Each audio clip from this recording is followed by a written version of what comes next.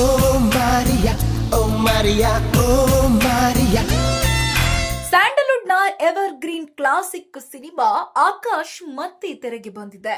Power star Puneeth Rajkumar ಮತ್ತು ರಮ್ಯಾ ಅವರ ಆ ಮ್ಯಾಜಿಕ್ ನೋಡಲು ಅಭಿಮಾನಿಗಳು ಮುಗಿಬೀಳ್ತಿದ್ದಾರೆ.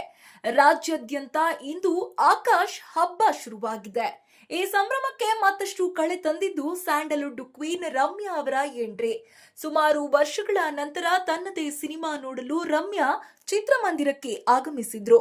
ಅಪ್ಪು ನೆನೆದು ಭಾವುಕರಾದ ರಮ್ಯಾ ಅವರನ್ನ ನೋಡಿ ಫ್ಯಾನ್ಸ್ ಫುಲ್ ಖುಷಿಯಾಗಿದ್ದಾರೆ.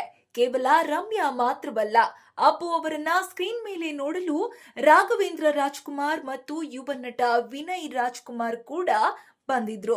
ಇನ್ನು ದೊಡ್ಡ ಮನೆ ಕುಟುಂಬ ಮತ್ತು ರಮ್ಯಾ ಒಂದೇ ಕಡೆ ಸೇರಿದ್ದು ನೋಡುಗರಿಗೆ ಹಬ್ಬದಂತಿತ್ತು.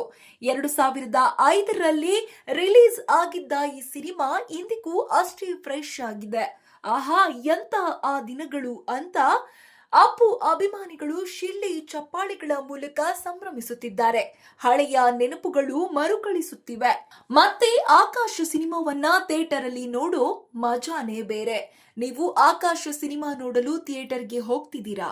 ಹಾಗಾದ್ರೆ ಅಪ್ಪು ರಮ್ಯಾ ಜೋಡಿ ಬಗ್ಗೆ ನಿಮ್ಮ ಅನಿಸಿಕೆ ಏನು? ಕಾಮೆಂಟ್ ಮಾಡಿ ತಿಳಿಸಿ. Oh Maria, oh Maria, oh Maria.